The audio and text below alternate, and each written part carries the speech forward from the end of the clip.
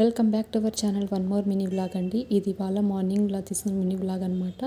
Morning అయితే lunch preparation tiffin అంతా అయిపోయిన తర్వాత అయితే ఇక్కడ దోశకి అనేది బియ్యం అయితే కొన్ని మెరుకులు అవి ఉన్నాయన్నమాట. అవి వేరేసుకొని ఇలాగ ఉద్దిపప్పు, శనగపప్పు, కొన్ని మెంతులు అయితే వేసేసి దోశకి అయితే నానబెట్టేస్తున్నానండి.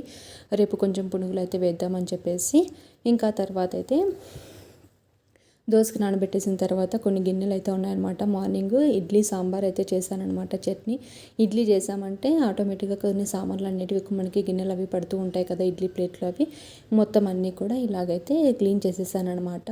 మార్నింగ్ చేసిన గిన్నెలు, టీవీ అన్నీ కూడా మొత్తం ఇలాగైతే క్లీన్ చేసేసానమాట. ఇప్పుడు క్లీన్ చేసేసుకుంటే మళ్ళీ ఈవినింగ్ వరకు గిన్నెలు తోమే పని ఉండదు అనమాట. ఒక్కొక్కసారి అయితే మళ్ళీ ఆఫ్టర్నూన్ పడతాయిలేండి.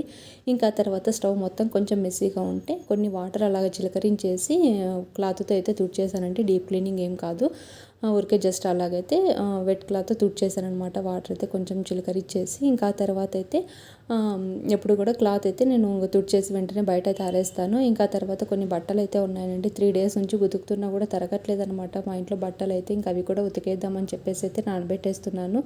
నిన్నైతే కొన్ని వైట్ అండ్ వైట్ మా హస్బెండ్ అవి వాష్ చేశాను. ముందు రోజు అయితే మా బాబు అయితే వాష్ చేశాను. ఇంక ఇవాళ కొన్ని ఉంటాయి అయితే వాష్ చేసేయడానికి అయితే నానబెట్టేశాను అనమాట. తర్వాత అయితే ముద్దకు రైస్ నానబెట్టేసి ఇలాగైతే బట్టలు ఆరేసాను అనమాట. Thank you for watching. Bye.